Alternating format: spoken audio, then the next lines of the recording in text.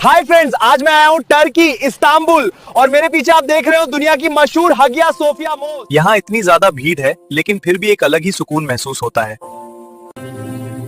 यहाँ की ये मस्जिद इतनी खूबसूरत है कि आपका दिल खुश हो जाएगा।